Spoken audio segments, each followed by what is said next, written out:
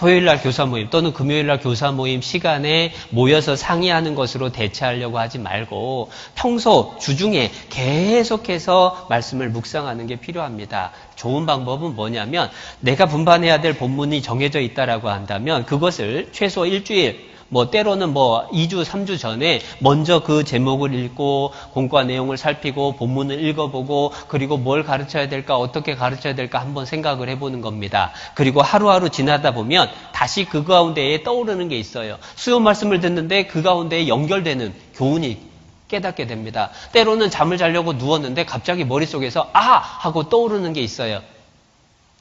그럼 어떻게 해야 되죠? 벌떡 일어나야죠.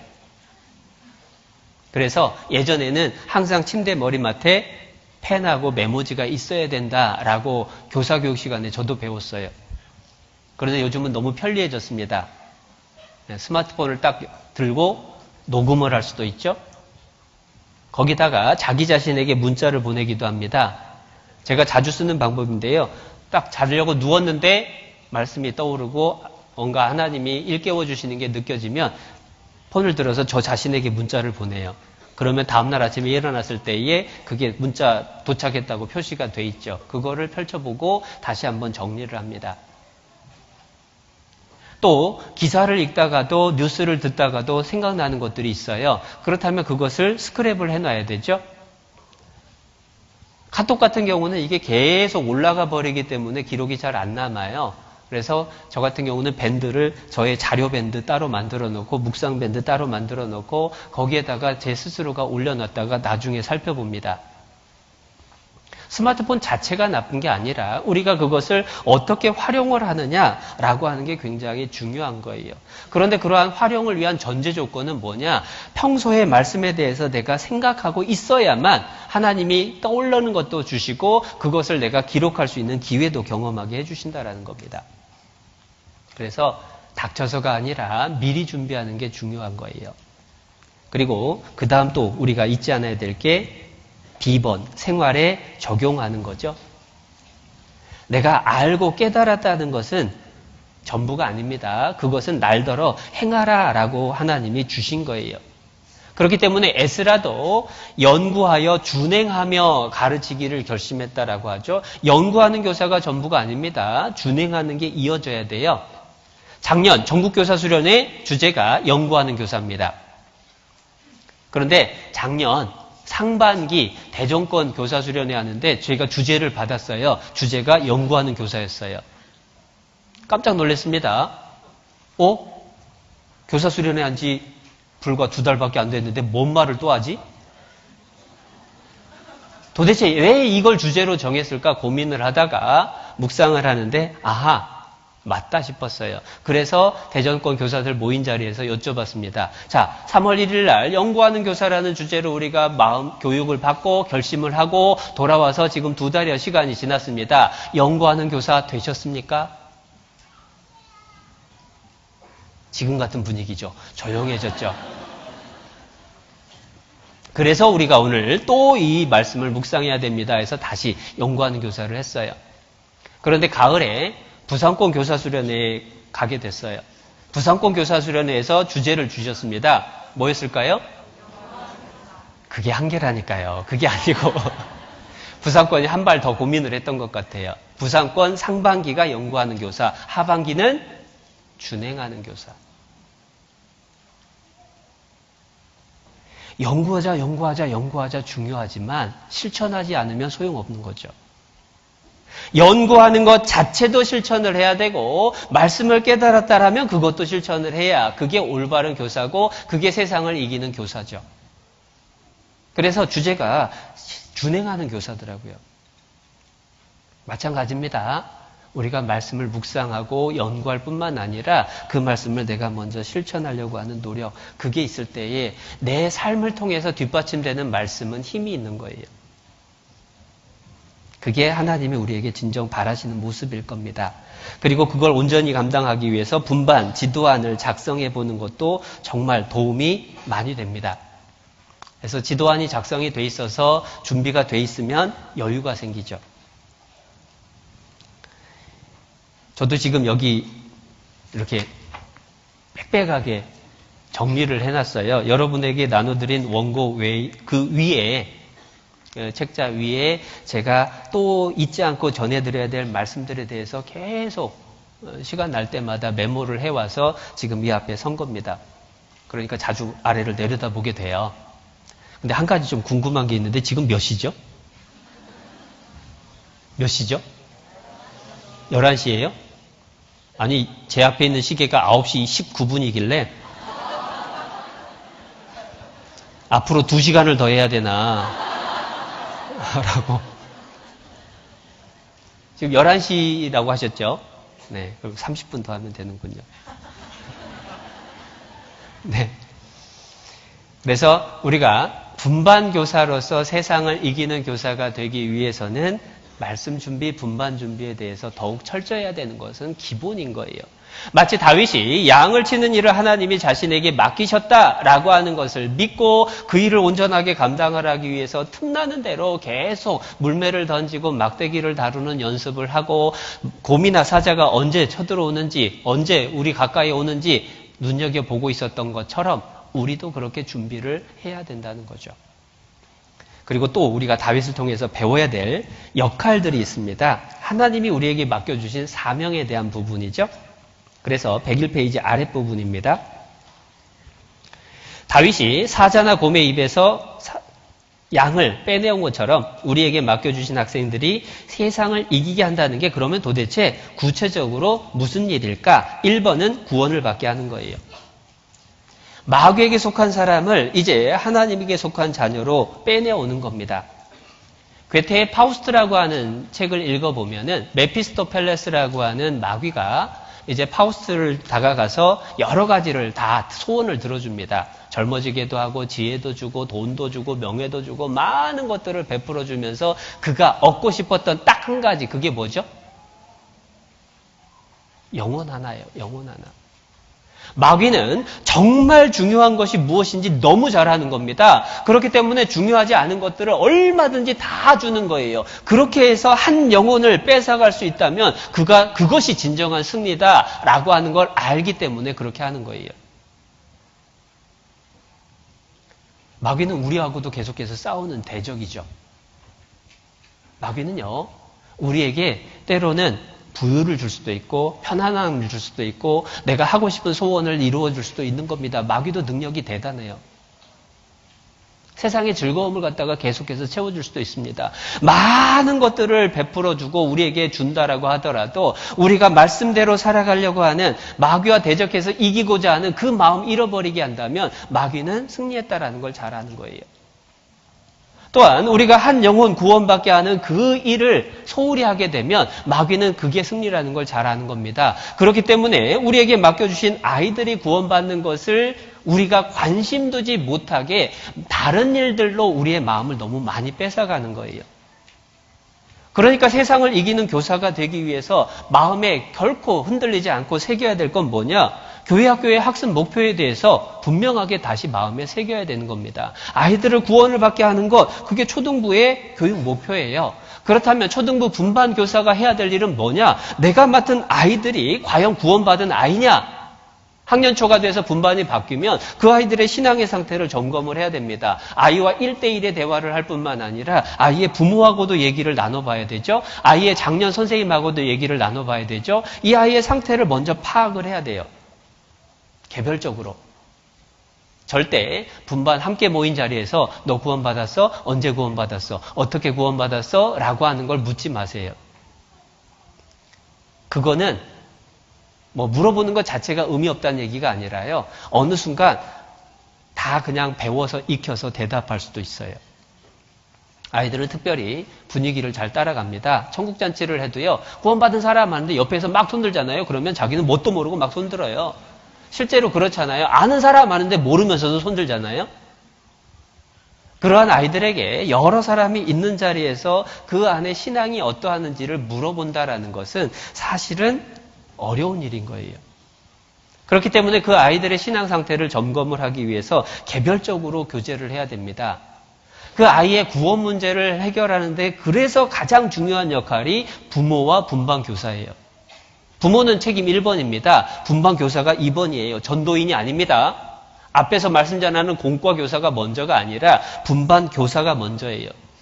공과 교사나 전도인은 앞에서 전체적으로 전하기 때문에 아이 개개인이 어떻게 받아들였는지를 파악할 수가 없어요. 그러나 분반 교사는 아이들을 1대1로 대하는 겁니다. 그 아이들이 어떠한 상태인지 어떤 것이 마음에 풀리지 않고 뭉쳐있는지 이것들을 파악할 수 있는 그러한 중요한 역할이고 그걸 풀어줄 수도 있다라는 거예요. 그렇게 아이들의 상태를 파악하고 연간 계획을 세워서 언제 전도 집회가 있으니까 그때 또 수양회 때 이 아이들을 위해서 꼭 반드시 듣게 하고 어떻게 점검을 해야 될지 계획을 세우는 겁니다. 그것이 어렵다라고 한다면은 비디오를 같이 보는 방법을 떠올리는 겁니다. 어떻게든 아이가 한 해가 지나가기 전에 구원의 확신을 가질 수 있도록 도와주는 것. 그게 세상을 이기는 분반교사가 해야 될 첫 번째 일이고 그게 다윗을 통해서 우리에게 주시는 첫 번째 교훈이다라고 하는 걸 생각을 하게 돼요. 그래서 아이의 구원받는 문제 첫 번째입니다. 그리고 102페이지입니다.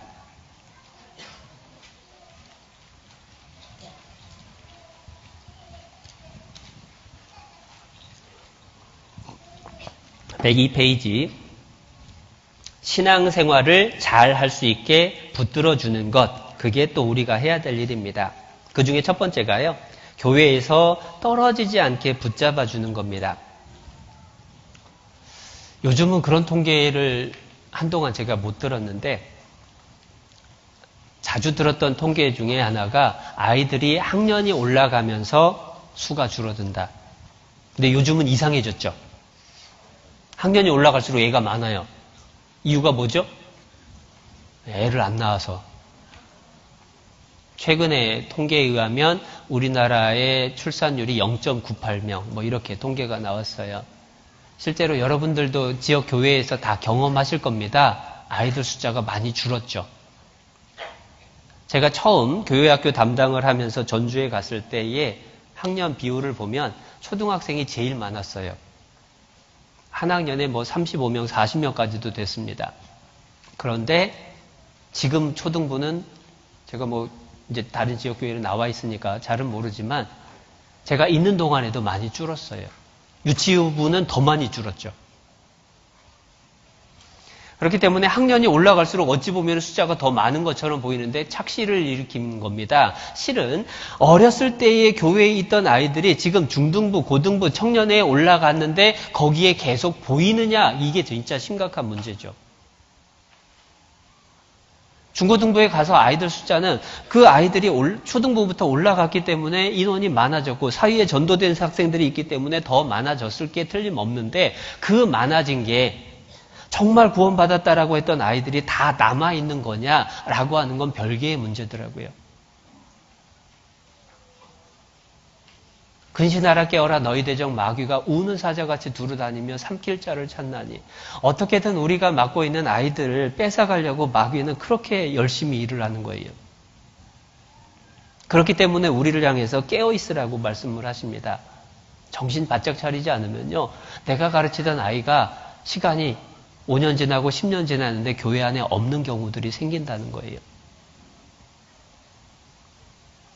그 아이들이 교회 안에 뿌리 내리고 그 신앙이 자라갈 수 있도록 붙잡아주는, 특별히 그 기초를 다지는 역할이 우리 초등부 시기입니다.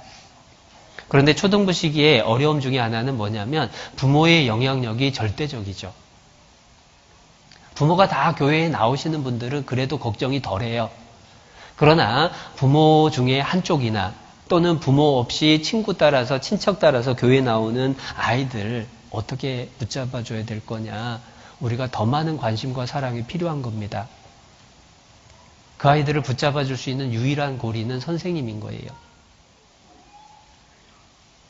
그렇기 때문에 마치 다윗이 사자나 곰이 양을 물어가려고 하면 달려가서 그 입에서 빼내왔던 것처럼 우리가 맡고 있는 아이가 오늘 안 보인다라고 하면 왜 안 보이는지 생각해보고 알아보고 연락하고 다음에 꼭 빠지지 않을 수 있도록 붙잡아주는 역할, 그게 우리가 해야 될 큰 일이죠.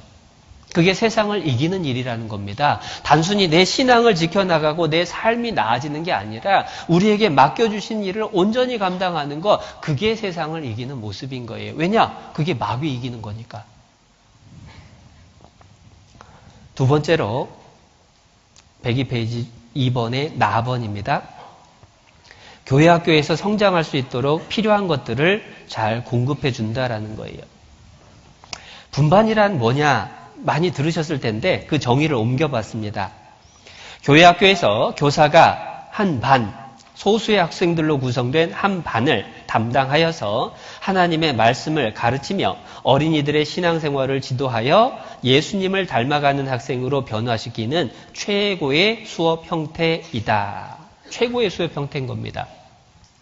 왜 그게 최고냐? 공과설교는요, 전체적인 학생들을 대상으로 하기 때문에 어려워요.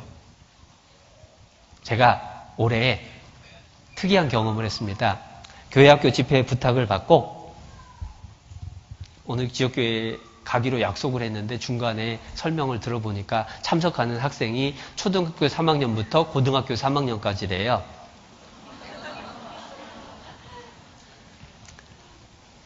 그러면서 중학생에게 수준을 맞춰서 해야 되겠지요 라고 말씀을 하시는데 참 난감했습니다.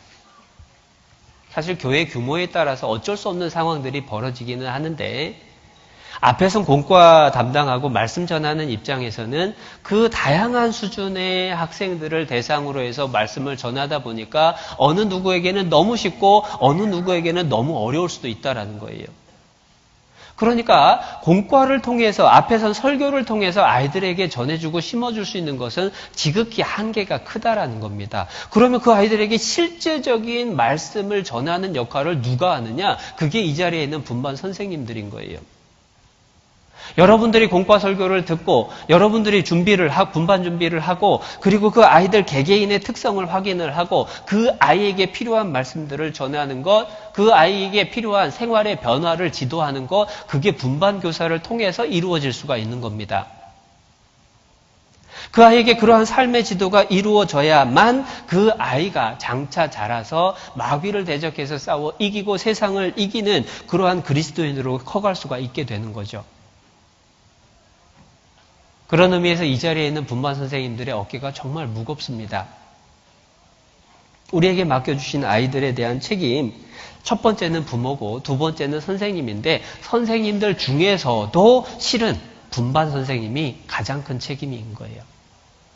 그러한 책임감을 가지고 우리에게 맡겨주신 아이들 돌아볼 수 있어야 되는데 문제는 일주일이라는 시간 동안에 우리가 아이들을 만나고 접하는 시간이 얼마나 되냐 이 부분이죠. 실제로 일주일 동안 분반 시간 몇 분이죠? 네, 대부분 30분 전후가 될 겁니다. 그나마도 이것저것 하다 보면 더 줄어듭니다. 또 어떤 때는요, 교회의 공간이 부족하기 때문에 뒤에서 막 기다리고 있는 거예요. 어른들이 빨리 나가라고. 그러면 분반 이제 시작했는데 쫓겨나듯이 그만두고 나와야 되는 상황이 벌어집니다. 아이들에게 말씀을 전해야 될 책임은 제일 큰데 아이들에게 만나서 말씀을 전할 수 있는 시간은 너무 적어요. 그럼 어떻게 하죠? 분반 교사가 아이들을 가르치는 것이 단순히 분반 시간에 이루어지는 게 아니라는 겁니다. 주중에 끊임없이 아이들을 만나야 돼요. 연락을 해야 됩니다. 그 아이들이 어떻게 하는지, 어려움은 없는지, 또 약속했던 것들은 지키고 있는지, 그 아이의 생활에 대한 목표들을 정해줬을 때 그것이 실제로 삶 속에서 이루어지고 있는지 부모님들과 상의하고 알아보고 아이들과 통화하고 때로는 만나서 이야기를 나누는 것, 그것이 정말 절대적으로 필요한 부분인 거예요.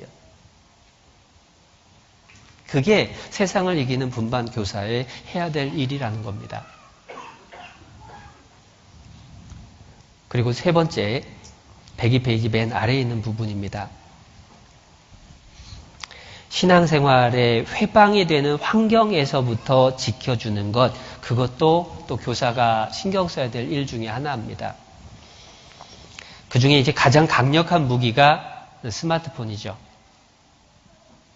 가장 표면적으로 드러난 게 스마트폰입니다. 요즘 초등학생들도요, 스마트폰 없는 애들을 보기가 어려워요. 그 아이들이 과연 그 스마트폰을 가지고 뭘 하고 지낼까? 여러분 한번 관심을 갖고 지켜볼 필요가 있죠. 제가 그 123페이지에 영화 킹스맨 얘기를 잠깐 적었습니다.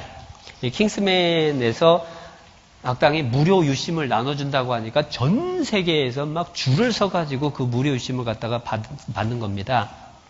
사용료가 공짜니까 얼마나 좋아요.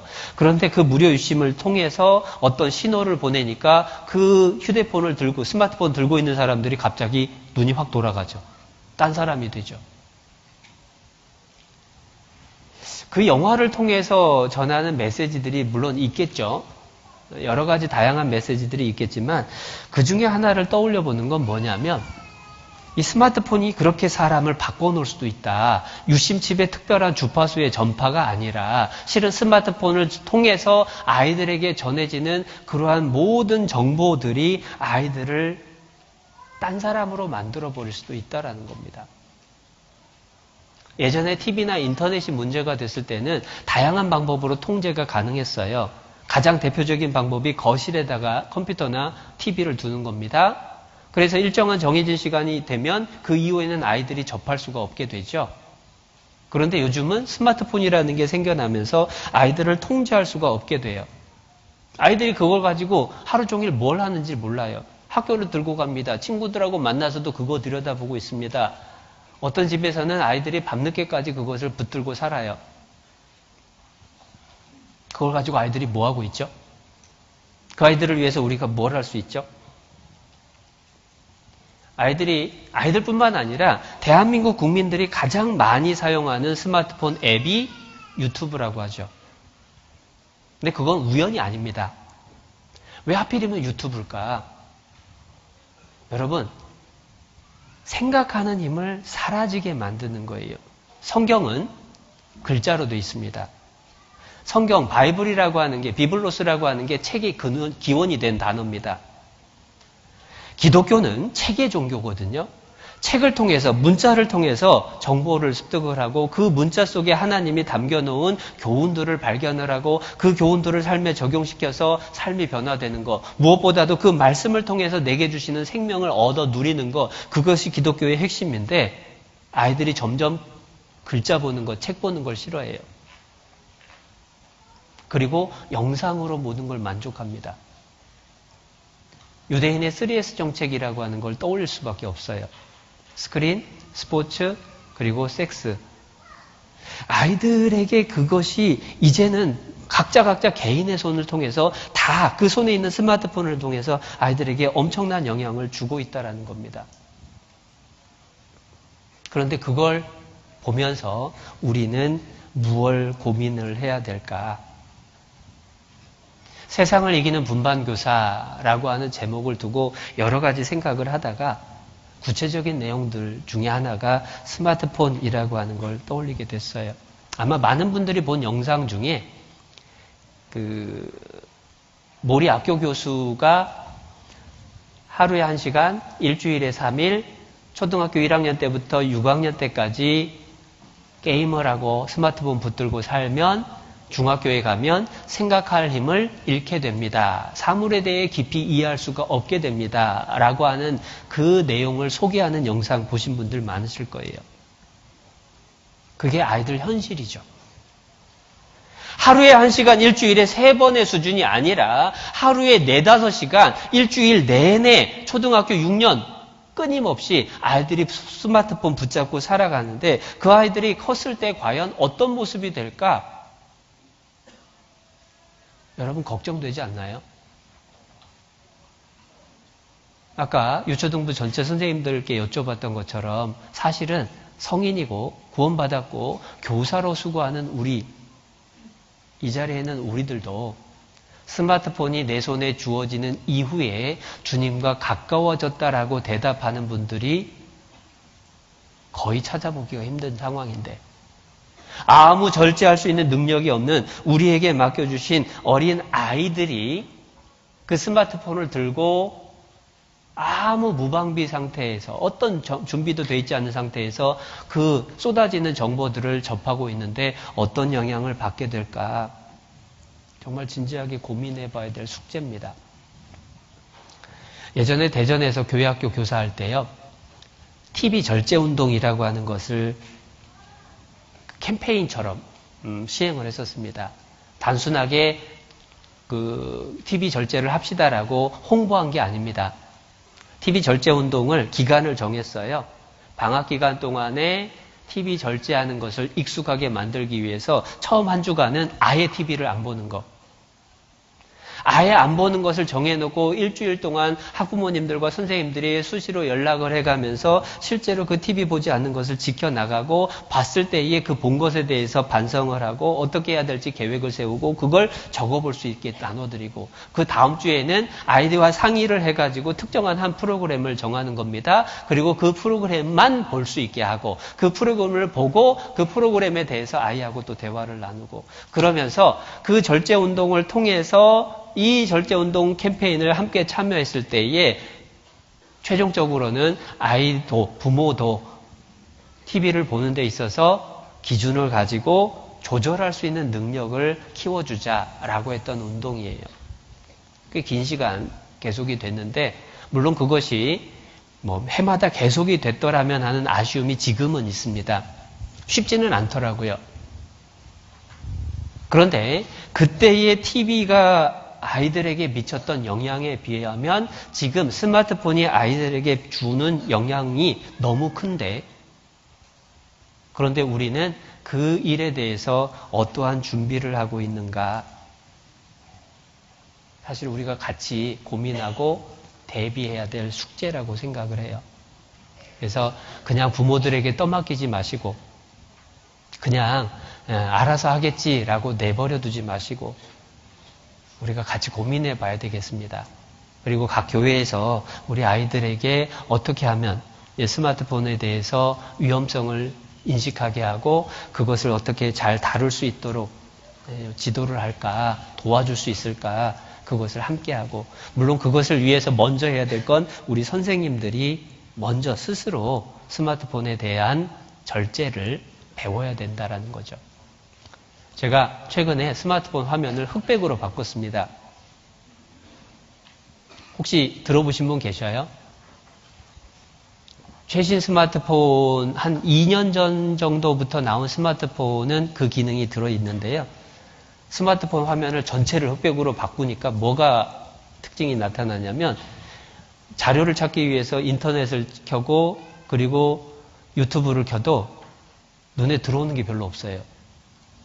무슨 얘기냐면 여러분 유튜브 써보신 분은 아실 겁니다. 뭔가 검색해서 좀 찾아보려고 유튜브 딱 켜는 순간에 눈에 쏙쏙 들어오는 것들이 너무 많아요. 그래서 그거 클릭하다 보면 검색한 거 벌써 잊어버렸습니다. 여기저기 따라가다 보면 시간은 1시간 지났는데 검색할 건 잊어버린 거예요. 그런데 흑백으로 싹 바꿔놓으니까요. 딴 게 안 보여요. 별로 보고 싶은 마음이 별로 안 들어요. 그래서 검색하는 시간이 훨씬 짧아지더라고요. 세상에서도 그러한 고민들을 합니다. 그리고 신문에서 소개를 합니다. 우리도 고민을 해보고 준비를 해야 될 것 같아요. 책자 가운데 아까 유초등부 교사 교육 자료 맨 끝부분에 맺은말 앞에 어느 선교사님이 해주셨던 얘기를 적어놨는데 시간이 부족해서 아까 설명을 못 드렸어요. 평생을 선교사로 나가서 수고하시는 선교사님께서 어느 날 이제 국내에 들어오실 기회가 있을 때에 말씀을 해주셨는데요. 그 말씀해 주신 설교 테이프를 벌써 제가 한참 전이에요. 제 기억에 적어도 한 20여 년 된 것 같습니다. 그런데 그 선교사님의 메시지, 그 설교 내용의 핵심은 뭐냐면 외로우십시오. 외로우십시오. 그분이 하시는 말씀이 요즘은 전화가 너무 많대요. 맘만 먹으면 딱 들기만 하면 형제자매님들이 바로 연결이 됩니다. 그래서 내 속에 있는 고민들, 생각들, 힘든 것, 즐거운 것 그거 막 이야기를 나누면서 시간이 지나가요. 그리고 또 만나기도 너무 쉽습니다. 그런데 문제는 주님과 함께하는 시간이 너무 적어졌대요. 그러면서 초대교회 형제자매님들은 어땠을까를 상상을 해보자는 겁니다. 로마 시대에 구원받은 형제 자매님들은 모이는 게 자유롭지가 않았죠. 잘못하면 잡혀서 사자밥이 되는 겁니다. 정말로 구원받고 나서 형제 자매님들을 만난다는 게 그렇게 쉽지 않았던 시기. 그 형제 자매님들은 과연 어떻게 그들의 신앙을 지켜나갔을까? 성경도 그렇게 보급이 잘 되지 않았던 시기인데 어떻게 그들의 신앙을 지켜나가서 담대하게 목숨을 거는 그러한 상황 속에서도 사자밥이 되고 불태워 죽임을 당하는 그 상황에서도 믿음을 지킬 수 있었을까? 그 힘은 주님과 함께하는 시간이 너무 많았기 때문이다라는 거죠. 승리의 비결은, 세상을 이기는 비결은 나의 능력에 있는 게 아니라 하나님 능력에 있는 거죠. 그런데 그 하나님의 능력이 내 안에 나타나기 위해서는 능력의 근원 되시는 하나님과 함께하는 시간이 많아져야 그 하나님의 능력이 내게 나타날 텐데 실은 재밌는 게 너무 많아요. 그리고 너무 쉽게 교제할 수가 있습니다. 교제 자체도 은혜긴 해요. 그러나 그러한 세상의 많은 유혹들, 또 교회 안에서의 풍성한 교제들 속에 하나님과 1대1의 만남의 시간은 얼마만큼 우리가 붙들고 살아가느냐.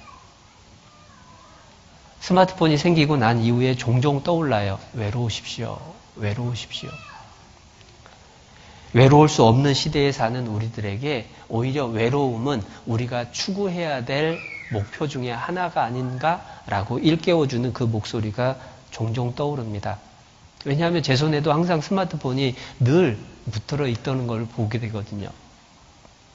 그래서 우리 자신이 세상을 이기기 위해서 또 우리에게 맡겨주신 우리 학생들이 세상을 이기는 그리스도인으로 커갈 수 있도록 지도하기 위해서 우리 각자가 고민하고 내 자신이 시도하고 형제자매님들, 선생님들하고 협력해서 규칙을 만들어 나가고 변화를 시도하는 그러한 계기가 이번 수련회가 됐으면 좋겠습니다. 그래서 교육도 해야 되고요. 학부모님들하고 협조도 해야 되고 또 교회에서는 어떻게 하게 할까 규칙도 또 정해 가야 될 거예요. 많은 해야 될 일이 있다라는 겁니다. 그래서 103페이지 맨 아래 맺은 말 잠깐 보겠습니다.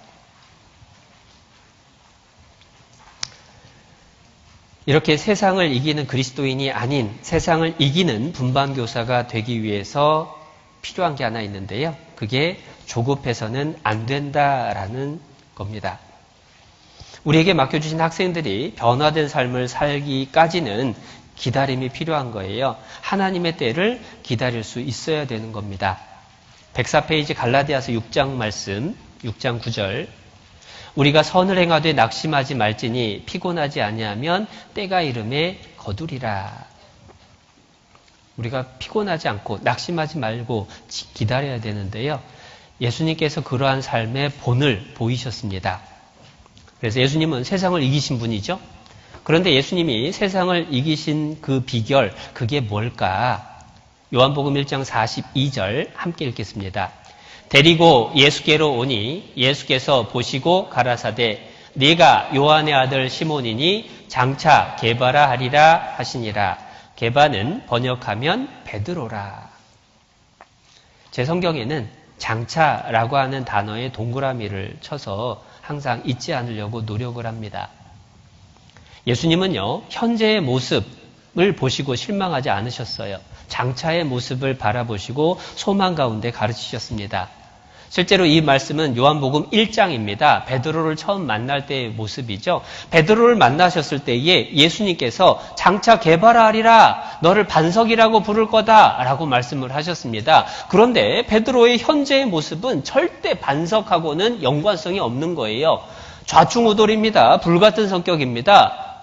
내가 죽으면 죽었지 예수님을 부인하지 않겠습니다. 라고 단호하게 선언했던 그가 하루가 지나기 전에 예수님을 3번 저주하면서까지 부인했습니다.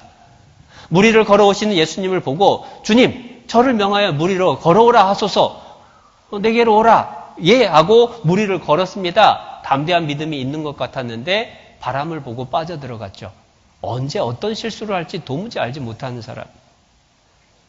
주는 그리스도시요 살아계신 하나님의 아들이시니이다 고백했다가 주여 그럴 수 없나이다 십자가에 돌아가신다는 예수님의 미래에 대한 앞으로 이루어질 일에 대한 말씀을 듣고 그럴 수 없나이다라고 반대를 했다가 사단아 내 뒤로 물러가라 책망받았던 그분이 베드로예요. 3년 반을 같이 살았는데 끝까지 엎치락뒤치락. 그런데 그를 예수님은 베드로라, 게바라, 반석이라 부르신대요. 언제? 지금이 아니라, 지금 당장이 아니라 3년 반이 지난 뒤에 장차 변화될 모습을 바라보신 겁니다. 우리에게 맡겨주신 아이들 마찬가지입니다. 지금의 모습이 전부가 아닙니다. 변화될 겁니다. 아까 전체 시간에 제가 말씀드렸던 학생, 같이 전도인으로서 같이 교제하고 있잖아요. 하나님이 변화시키실 겁니다. 우리는 그 일을 위해서 내게 맡겨주신 일, 최선을 다해야 될 건데, 특별히 분반 교사에게 하나님이 바라시는 것, 요구하시는 것들이 커요. 그래서 마음을 더욱 다짐하는 그러한 기회가 됐으면 좋겠습니다. 그러면서 거기 3기가 필요하다라고 하는 부분, 기도하고, 기대하고, 기다리자. 그렇게 할 때에 하나님의 역사가 우리를 통해 나타나실 겁니다. 그 밑에 있는 별표는요, 사실은 제가 안 잊어먹으려고 메모해 놨다가 원고에서 못 지우고 그리고 올려놓은 겁니다. 그런데 나중에 검토하라고 했는데 일부러 안 지웠어요. 왜냐하면 공부하는 데 있어서 가장 효과적인 방법은 복습입니다. 그 이전에도 교사수련회가 있었는데 사실은 제가 2009년부터 교사수련회에 참석을 했어요. 전도인 된 이후에 사실 6년 만에 전국교사수련회에 참석해서 그때부터 주제입니다. 그 주제들 제목만 읽어봐도 무슨 얘기구나 떠오르실 거예요. 그러한 모든 것들이 실은 오늘 세상을 이기는 교사로 정리가 될 겁니다. 세상을 이기는 교사가 되기 위해서 필요한 모든 것 이미 배웠어요. 이미 배우셨기 때문에 이제 그것을 실천하는 일만 남았습니다. 그러한 실천 가운데에 우리 모두가 이기는 모습으로 또 다음에 만날 수 있으면 좋겠습니다. 기도하겠습니다.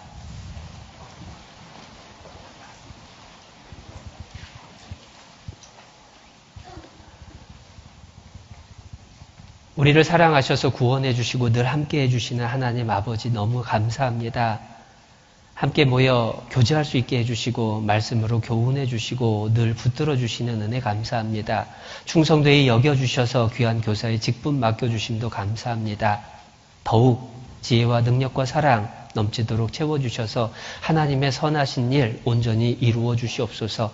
주께서 쓰시기에 부족함 없도록 우리의 삶을 붙드시고 우리 각 사람 이 세상의 주관자 마귀를 또 죄성을 타고난 우리의 육신을 쳐서 복종시키고 이기는 교사가 될 수 있도록 하나님 붙잡아 주시옵소서. 우리에게 맡겨주신 어린 학생들이 온전히 구원의 확신 가운데에 주님의 귀한 일꾼으로 커갈 수 있도록 축복하시고 그 일에 우리 선생님들 귀하게 도구 삼아 주시옵소서. 남겨진 모든 수련회의 일정도 하나님의 은혜 가운데에서 함께해 주시고 우리 각 사람에게 필요한 것들로 채워주시옵소서. 또한 멀리 해외에서 이 귀한 복음을 전하기 위해 수고하고 계시는 많은 선교사님들, 그 동역자들 계십니다. 또 우리와 함께 교회 학교를 위해 고민하고 기도하고 수고하시던 우리 배석도 목사님 또 한 번 더 기억하고 기도합니다. 그곳 네팔 지역에서도 복음의 귀한 열매들 주께서 채우시고 위로하시고 하나님의 능력 나타내 주시옵소서. 이어지는 모든 일정 주께 의지하오며 우리를 사랑하시는 예수님의 이름으로 감사하며 기도드렸습니다. 아멘.